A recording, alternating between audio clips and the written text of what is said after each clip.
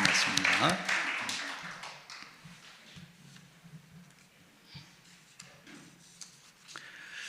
예수님께서 금혼식을 한 부부들을 이렇게 50가정을 모아놓으셨어요. 그리고 그들에게 칭찬을 해주셨어요. 내가 짝지어진 대로 50년 동안 잘 살았다. 그러시면서 하시는 말씀이, 이제 우리가 다 죽게 되고 그리고 또 부활하게 되는데, 부활 후에는 영원히 같이 사는 건데 같이 살겠느냐 안 살겠느냐 이렇게 물었습니다. 여러분 같으면 뭐라고 대답하실래요? 50년이 아니라 이제 영원토록 같이 산대요. 할렐루야입니까? 아니면 노땡큐입니까? 예. 거기 있는 49명이 다 눈치 보면서 말은 못하고 머리만 이렇게 이제 흔드는데, 한 남성이 아멘 하고 이제 답을 한 겁니다. 그래서 예수님 물어보셨어요. 야, 너는 그렇게 내 아내가 좋으냐? 그랬더니 그 사람이 하는 말이, 50년 동안 겨우겨우 맞췄는데 이제 새 사람 만나가지고 또 맞추려면 힘듭니다. 그러니까 그대로 그냥 맞춘 대로 살게요. 예, 그러셨다는 거예요. 예수님이 다시 물었어요. 뭐가 마음에 안 들어서 그러냐? 내가 고쳐줄게. 그럼 다시 살 수 있겠냐? 뭘 고쳐주면 좋겠냐? 그랬더니 뭐라고 얘기를 하는데, 예수님이 말씀하시기를 내가 완벽하게 고쳐줄 테니까 다시 살아라. 어떻습니까? 여러분도 예수님이 완벽하게 다시 고쳐주면 다시 사시겠지요? 예, 부활 후에 완벽하게 고쳐주면 다시 산다. 부활의 은혜는 우리가 단순히 죽었다가 살아나는 것이 아니라, 부활 생명의 은혜는 우리가 새로운 존재로, 완벽한 존재로 완성되는 것, 그것이 부활의 은혜예요. 오늘 우리가 읽은 성경 말씀에 예수님께서 이 부활에 대한 놀라운 진리의 말씀을 주십니다. 어때요? 여러분들 평상시에 이 부활의 복음에 대해서 많이 생각하시고, 내가 살아난다는 것까지는 아멘 하고 받았는데 부활 후에 내가 어떻게 사나, 우리 부부가 또 다시 만나서 사나, 어떻게 사나, 그런 생각도 좀 해보셨어요? 이 땅에 사는 동안 노후 대책까지는 잘 하셨는데 부활 후에 영원히 살 생각을 안 하셨으면 잘 생각하시며 한번 생각 정리해 보시기 바랍니다. 부활 후에 영원히 사는 우리의 삶이 어떤 축복된 삶인지, 하나님께서 우리를 구원하셔서 주시는 구원의 완성이 부활의 은혜인데, 이 부활의 은혜를 입은 자들이 살아갈 그 삶에 대해서 여러분이 소망을 가지시는 것, 그리고 믿음이란 바로 하나님이 약속해 주신 부활의 그 은혜, 축복된 삶을 오늘 내 현실로 앞당겨서 살아가는 것이 믿음인 겁니다. 하나님의 약속이 반드시 이루어질 것인데, 그 약속을 그때 가서 이루어질 것으로, 내가 죽은 다음에 천국 간다, 그것이 아니고 하나님이 이루어주실 그 약속이 반드시 이루어질 것이니 오늘 내가 어떻게 살아야 될 건가. 여러분께서 다시 한번 내외간에 한번 보십시오. 저 사람 예수 믿으니 나도 예수 믿으니 이제 다시 부활한 후에는 50년이 아니라 영원히 같이 살겠구나. 그럼 어떻게 줘야 되겠어요? 영원히 같이 살 건데 어떻게 해야 되겠어요? 한번 잘 생각해 보시기 바랍니다. 그 진리를 오늘 주님이 말씀해 주시는데 참 기가 막히게 말씀을 해 주세요.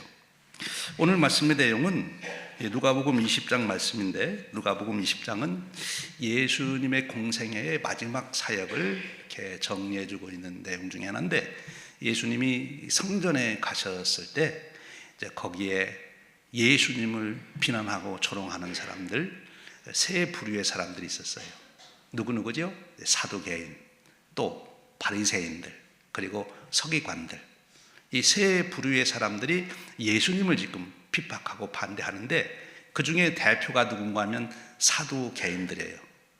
사두개인들은 누군가 하면 옛날 사독 제사장 개혁을 이룬 사람이라 그래서 사두개인이라 부르는데, 그 당시 성전 중심의 제사를 관장하는 제사장 그룹, 그리고 그 가문의 출신들이 사두개인들입니다. 그러니까 그 당시 종교와 정치의 권력을 장악하고 있던 사람들이에요. 이스라엘 백성들에게 제일 중요한 것이 성전이고 성전 예배인데, 그 모든 것을 관장하는 사람들이 제사장들, 사두개인들, 정치 모든 권력도 이 사두개인들이 가지고 있었어요. 근데 그들이 볼 때 예수님이 인기가 높아지니까 걸림돌이 된 겁니다. 그래서 예수님을 이제 배척하고 결국은 예수님은 십자가에 못 박도록 실제적으로 앞장선 사람들이 누구죠? 대제사장을 비롯한 이 사두개파 사람들인 거죠.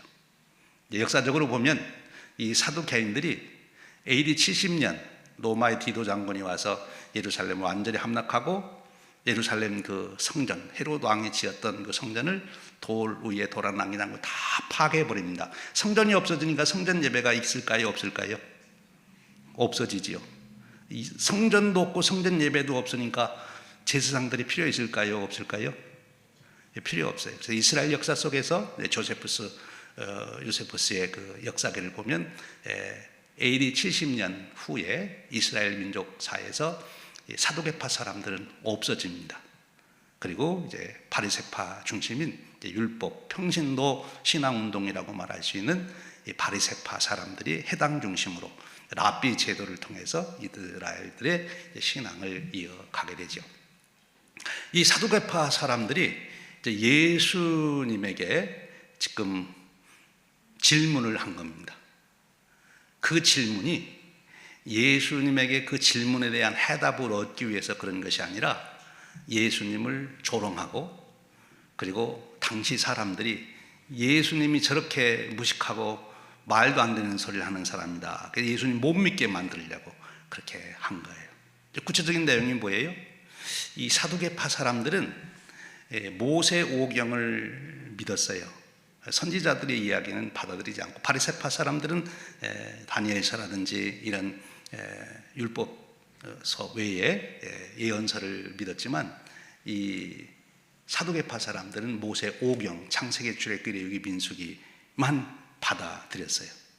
그런데 그 모세 오경에는 부활이라는 단어가 없습니다. 그러니까 이 사두개 사람 개인들은 부활이 없다, 죽으면 끝난다, 하나님이 우리를 축복하신 건 현세적으로 정치 권력을 잡고 부자로 살고 건강하게 살고 이 세상에서 화롭게 사는 것, 그것이 하나님의 축복이다. 그래서 그것만을 구하게 되죠. 결국 잘못된 그들의 신앙이 역사 속에서 사라집니다만, 그들이 가지고 있던, 그들은 부활을 믿지 않는데 그들이 예수님을 논박한 내용이 그거예요. 이제 모세의 법에 의하면 수혼제가 있어요. 그것은 오늘 성경 읽은 대로 형수가 결혼해서 생활하는데 자녀 없이 죽으면 동생이 그 형수를 맞아 자녀를 낳도록 하는 그런 제도예요. 근데 7형제가 살다가 다 그렇게 죽었는데 부활하면 누구의 아내가 됩니까? 그런 질문이니까 아주 이 부활이라고 하는 것이 우스꽝스러운 얘기다, 말도 안 되는 소리다, 이렇게 지금 조롱하고 있는 겁니다. 그러니까 예수님 조롱할 뿐만 아니라 이 사두개인들의 가장 그 당시에 정적은 누구죠? 바리새인들인데, 바리새인들은 부활을 믿었거든요. 그러니까 바리새인들을 또 조롱하고 있는 거죠. 백성들로 하여금 그렇게 마음을 갖도록. 그런데 참 예수님은 기가 막혀요.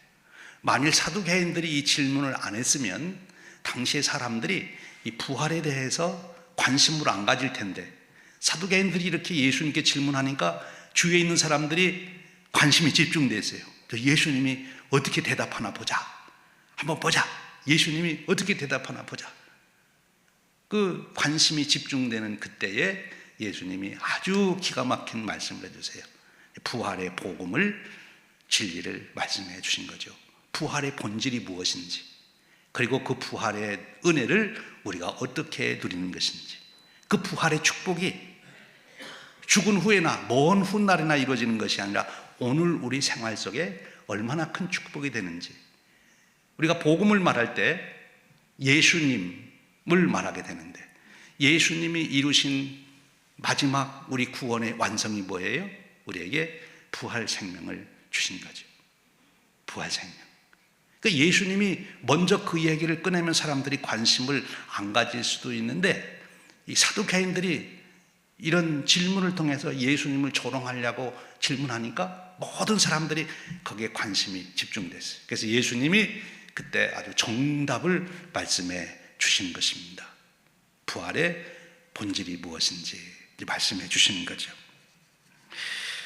예수님은 오늘 말씀에서 세 가지 아주 중요한 부활에 대한 진리를 말씀해 주세요. 첫 번째로는 그렇게 말씀하십니다. 34절부터 36절 말씀이죠. 이 세상의 자녀들은 장가도 가고 시집도 가되 저 세상과 및 죽은 가운데서 부활함을 얻기에 합당하게 여김을 받은 자들은 장가가고 시집 가는 일이 없으며 그들은 다시 죽을 수도 없나니 이는 천사와 동등이요 부활의 자녀로서 하나님의 자녀임이라. 이 말씀의 뜻은 우리가 부활한다는 것이 이 육체적인 생명이 죽었다가 다시 생명을 얻는, 우리가 보통 우리 일상의 삶에도 기절했다가 살아나잖아요. 또 조금 더 길게는 몇 시간 죽었다가 살아나는 사람도 있어요. 그런 다시 살아난다는 것이 그런 것을 말하는 것이 아니고, 이 부활은 하나님의 관계 속에서 새로운 피조물이 되는 것이다. 하나님이 우리를 다시 창조해 주시는 거예요. 여러분, 생명의 신비를 이미 누리고 계시죠? 하나님이 온 우주 만물을 창조하시고 저와 여러분을 창조하셔서 여러분이 인간으로서, 생명체로서 이렇게 이제 살아가게 되는데 얼마나 신비롭습니까?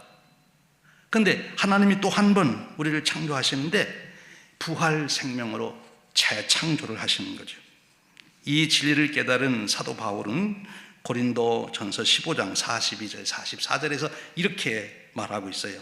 죽은 자의 부활도 그와 같으니 썩을 것으로 심고 썩지 아니할 것으로 다시 살아나며 욕된 것으로 심고 영광스러운 것으로 다시 살아나며 약한 것으로 심고 강한 것으로 다시 살아나며 육의 몸으로 심고 신령한 몸으로 다시 살아나나니 육의 몸이 있음즉 또 영의 몸도 있느니라.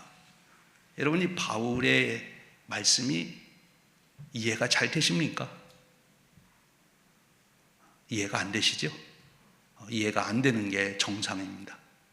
우리의 현실로 가지고 있는 지식, 과학 지식, 논리를 가지고는 설명이 안 되는 거죠.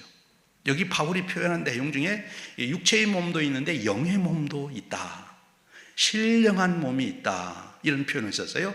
그것이 바로 우리가 현재 가지고 있는 육신이 부활의 은혜를 온전하게 잊게 될 때 우리가 새로운 창조, 새로운 존재가 된다고 하는 것입니다.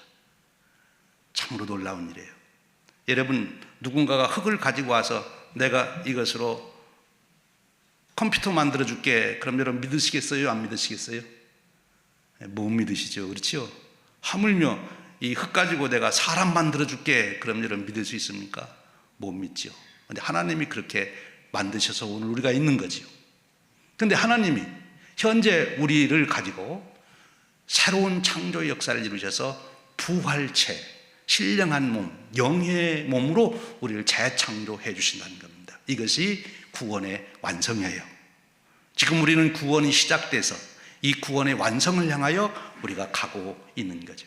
잔 웨슬리 목사님은 이 과정을 성화의 과정이라, 우리가 거듭나서 예수님 생명이 우리 안에 시작이 됐습니다. 그런데 이것이 언제 완성이 되느냐? 우리가 부활 은혜를 입을 때, 그때 우리가 새로운 존재가 되는 것입니다.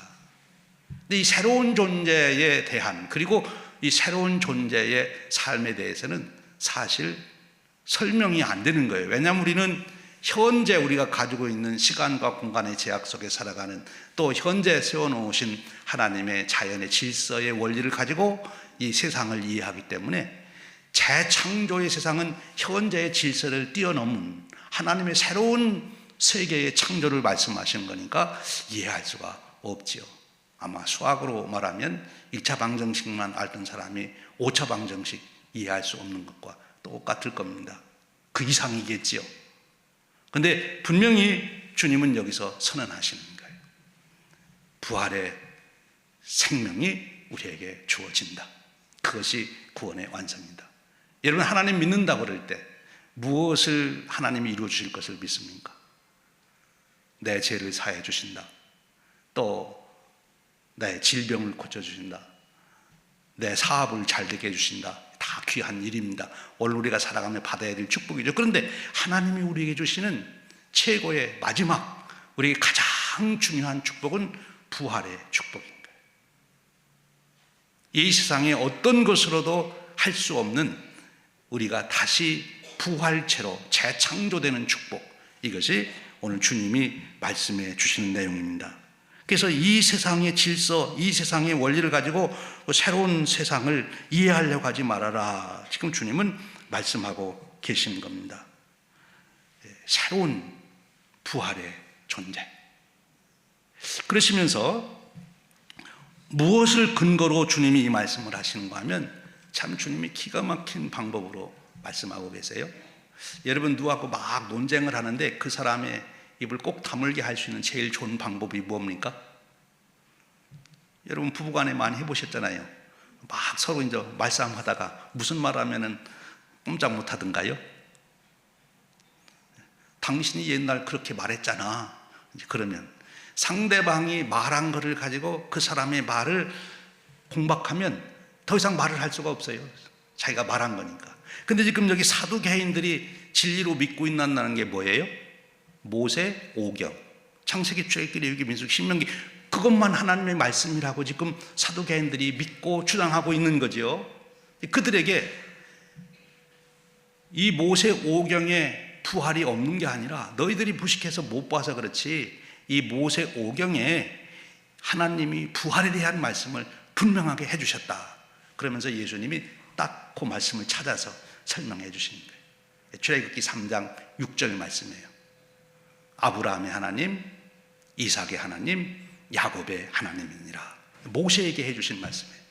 모세에게 하나님이 나는 아브라함의 하나님, 이삭의 하나님, 야곱의 하나님이다. 파스칼이 이 말씀을 읽으며 굉장한 은혜를 받았다 그러는데 무슨 뜻입니까? 하나님이 나는 아브라함의 하나님, 이삭의 하나님, 야곱의 하나님이란 뜻이 뭐예요? 예수님이 거기에 대해서 정확하게 설명해 주세요. 하나님은 죽은 자의 하나님이 아니라 산 자의 하나님이다. 그 뜻입니다. 아브라함의 하나님, 이삭의 하나님, 야곱의 하나님이라는 그 말 속에 하나님은 죽은 자의 하나님이 아니고 살아있는 자의 하나님이다. 그 뜻은 무엇인가 하면 하나님이 아브라함, 이삭, 야곱과 언약을 맺었어요. 그 언약은 아브라함, 이삭, 야곱이 죽으면 없어지는 건가요? 계속 살아있는 건가요? 하나님이 영원히 살아계시기 때문에 그 하나님의 언약도 영원히 살아계셔야 돼요. 그런데 그 언약이 영원히 살아계시려면 그 언약을 받은 사람이 어떻게 해야 돼요? 죽지 않고 계속 살아있어야 그 언약이 실현이 되는 것이지, 언약 받은 사람이 죽어버리면 하나님의 언약은 영원한 것이 될 수가 없는 거지요. 예수님은 그 얘기를 하신 거예요. 하나님이 영원하신 하나님이고 하나님이 아브라함, 이삭, 야곱에게 주신 언약은 영원한 언약, 절대 파괴되지 않고 반드시 이루어지는 언약인데, 그러려면 그 언약한 사람이 있어야 그 언약이 이루어질 거 아니에요. 그래서 아브라함, 이삭, 야곱은 모세 내가 보기에는 지금 죽은 것 같지만 죽은 게 아니야. 하나님 입장에서는 여전히 아브라함, 이삭, 야곱은 살아있습니다. 부활 생명으로 아직 감춰져 있는 거예요. 마치 곡식이 씨알로 있을 때 거기에 나무도 없고 풀 모양도 없지만 그것이 다시 생명이 드러나게 되면 풀도 일어나고 나무도 일어나는 것처럼, 바로 지금 아브라함, 이삭, 야곱은 겉으로는 내 현재의 질서, 우주의 질서를 가지고는 죽은 것 같다고 없어졌다고 생각하지만 절대 그렇지 않다. 하나님의 언약이 살아있듯이 그들은 지금도 부활 생명 안에 있어서 반드시 다시 새로운 존재로 그 언약을 성취할 날이 오는 것이다. 모세는 그걸 믿었습니다. 지금 예수님이 그 말씀을 해주시는 거예요. 우리가 반드시 부활한다. 부활하는 이유는 하나님은 죽은 자의 하나님이 아니고 살은 자의 하나님이시기에 하나님과 약속을 맺은 자는 부활 생명체 안에 있는 것이고 반드시 때가 되면 하나님이 그 놀라운 재창조의 역사를 이루신다. 그 말씀을 선언하신 것입니다. 참으로 놀라운 말씀이지요.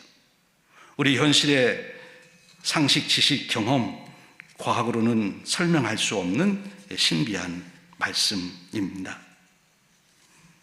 그러시면서 그걸 어떻게 우리가 믿을 수 있어요?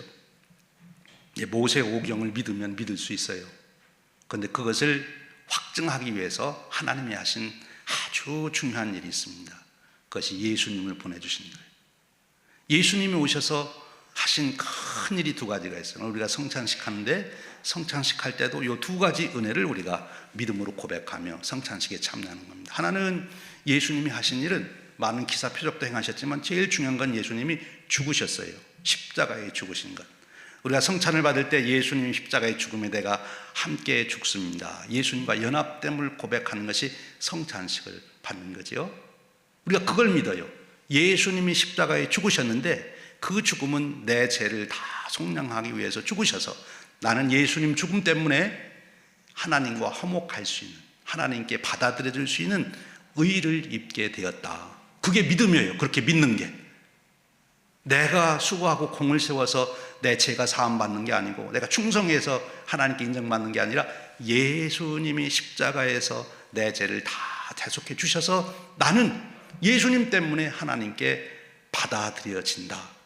그걸 믿는 것이 복음을 믿는 것입니다. 예수님이 내게 베풀어 주신 은혜를 믿는 거예요. 여러분 이 믿음 있으시죠? 있으시면 아멘 하십시오. 네, 아멘. 우리는 예수님이 내 죄를 다 해결해 주셨다는 걸 믿기만 하면 하나님 앞에 우리가 의로운 자로 서게 되는 거예요. 하나님의 자녀, 천국을 상속받는 축복이 있는 거죠. 그런데 또 하나 우리가 예수님을 믿는 것은 예수님이 죽은 것으로 끝나지 않고 우리는 무엇을 믿어요? 예수님이 부활하셨음을 믿어요. 예수님이 죽은 것도 내가 믿지만 예수님이 부활하신 것도 믿는데 예수님이 부활하신 것을 믿는 것은 예수님과 하나 되어 내가 부활에 동참한 거예요. 그러니까 내가 부활한다고 하는 것을 예수님, 하나님이 어떻게 확증해 주신 거 하면 예수님 보내서 십자가의 죽음으로 제사함 확증해 주시고 예수님 다시 부활하심으로 너희도 이렇게 살아난다. 이렇게 확증해 주시는 거예요. 그리고 예수님이 잠깐 동안 부활하면 우리가 어떤 존재가 될 건지를 이렇게 보여주셨어요. 경험하게 해주셨어요. 문을 닫았는데도 나타나시고 여기 있다 저기 있다도 하시고 시간과 공간의 제약을 받지 않는 신비한 그런 존재로 예수님이 보여주십니다. 그것이 우리의 운명인 거예요. 그걸 믿는 것이 예수님 믿는 거예요. 내가 예수님을 부활의 주님으로 믿는다는 것은 나도 예수님처럼 부활할 것을 믿습니다. 그 믿음이죠. 그 믿음을 지금 말씀해 주시는 거예요. 그러니까 예수님을 통해서 부활을 확증해 주시는 거예요. 누가복음을 보면 누가복음은 역사서인데 쭉 누가가 예수님이 앞으로 십자가에 죽고 부활하실 그 사건을 미리 이렇게 사두개인들과의 논쟁을 통해서 부활의 진리를 선포하게 하신 거죠. 그걸 기록한 거죠. 참으로 놀라운 구원의 역사예요. 우리가 하나님을 믿는다는 것, 예수님을 믿는다는 것은 하나님, 예수님이 이루시는 구원의 완성, 부활의 은혜를 믿는 거지요. 저와 여러분에게 그 축복이 주어진 줄로 믿습니다. 그러면 그 믿음을 가지고 오늘 우리의 삶, 오늘 이 사두개인들은 구체적으로 가정생활 중에서도 부부의 관계를 이제 생각해 본 거예요. 그런데 이 부활의 신비를 몰랐기 때문에 이들은 조롱 섞인 말로 얘기했지만 예수님이 말씀하신 진리 안에서 오늘 우리는 부활의 진실을 알게 되고, 자 그러면 그 예수님의 부활하심으로 보증된 우리의 부활, 신비한 몸, 신령한 몸, 영의 몸, 부활체로서의 그런 삶을 우리가 살아갈 거라면, 오늘 우리가 살아가며 온갖 고난과 시련과 심지어 죽음 앞에 설 때에도 여러분 우리가 어떻게 사실 수 있습니까? 아이고 무서워 그러셔야 됩니까? 여러분이 어려움이 올 때마다, 곤란한 일이 생길 때마다, 심지어 죽음 앞에 설 때에도 여러분들은 누구를 바라보셔야 돼요? 예수님 바라봐야 돼요. 근데 죽음 앞에 설 때는 예수님을 바라보되 어떤 예수님을 바라보셔야 돼요? 부활하신 예수님. 부활하신 예수님께 여러분의 시선을 두고 여러분의 마음을 고백하고 그 부활하신 주님을 의지하면 여러분들도 그 은혜, 영광 중에 위로를 받게 되는 것입니다. 이 부활의 신앙을 가진 사람은 아무리 환경이 어렵고 아무리 본인이 힘들어지고 무슨 질병에 걸리든 뭐 세상이 어떻게 돌아가든 나라가 망하든 관계없이 하나님이 이루실 부활의 영광, 그날을 바라보며 소망을 가질 수 있어요. 오늘 내 삶을 흔들림 없이 하나님의 뜻하신 말을 따라 견고하게 살아갈 수가 있는 것입니다. 여러분들에게 주신 사명, 여러분들에게 주신 역할, 거기에 혼동되지 않아요. 왜? 내가 참여할 부활의 영광을 향해서 오늘 나는 가고 있기 때문에 그런 것입니다. 여러분, 이 믿음이 여러분의 현실의 생활 속에서 끊임없이 새롭게 일어나는 능력이 되시기를 축원드립니다. 그리고 우리 가정생활로 돌아와서 우리 인간관계 중에서 제일 가깝고 밀접한 관계가 가정의 인간관계죠. 그렇죠? 부부관계, 부모와 자녀관계 아닙니까? 이 부활의 은혜 속에서 서로를 바라보셔야 되는 거죠. 앞에 제가 조크로도 말씀드렸습니다만 여러분 기대하십시오. 부활하신 그날 여러분 옆에 있는 그 남편과 아내가 여러분 입에 혀처럼 그렇게 움직이게 될 겁니다. 말을 해도 못 알아듣고 계속 그렇게 미련하게 안 하고 그냥 여러분들이 생각하기도 전에 벌써 다 움직여서 해주시는 온전한, 알지도 못하고 이제 잔소리 안 하고 여러분들의 깊은 뜻을 다 헤아려서 이해해 줄 수 있는 그런 사람으로 바뀐다는 거예요. 할렐루야. 하나님이 여러분 자녀들 속색입니까? 여러분 자녀들도 부활할 때는 여러분들이 보시기에 너무너무 귀하게 어떻게 이렇게 다 헤아려서 아냐. 하나님 그렇게 바꿔주십니다. 여러분 부모님 때문에 혹시 어떻게 우리 부모님은 그런 생각도 못하고 살으셨나? 뭐 이럴 줄 알았으면 좀 땅을 많이 사놓든지 어디에다가 좀 뭐 금덩이를 감춰놓든지 하시지.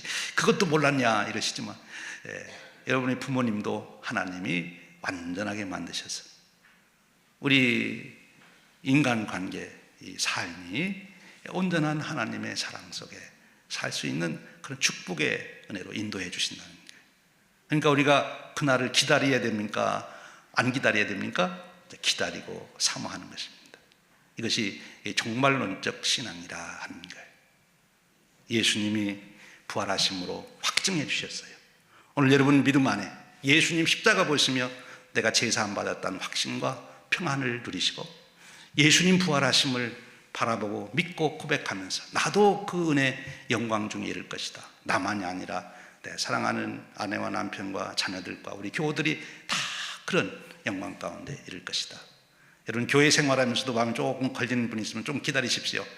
하나님이 은혜 주시면 그날 싹 변해가지고 완전하게 이제 다 요즘 천사 가진 별명 있는 분도 있는데 우리 교회가 다 이제 천사처럼 천사보다도 더 훌륭하게 여러분 다 되실 줄로 믿습니다. 그런 분들하고 함께 영원히 살면 얼마나 좋겠어요. 그런 은혜를 주시겠다 하는 거죠. 여러분 이것이 우리 그리스도인이 갖는 믿음이고 소망입니다. 오늘 주님은 이 부활의 놀라운 진리를 말씀해 주셨어요. 부활 후에도 우리는 서로 알아봅니다. 정확하게 알아보고 그러나 그 관계에 있어서 하나님 주시는 온전한 사랑으로 하나가 되어 살아가는 그런 축복을 누리게 해 주십니다. 오늘 이 믿음 안에서 여러분의 삶의 위로와 힘과 용기와 또 새로운 삶을 향한 도전이 함께 하시기를 주님의 이름으로 축원드립니다. 기도하겠습니다.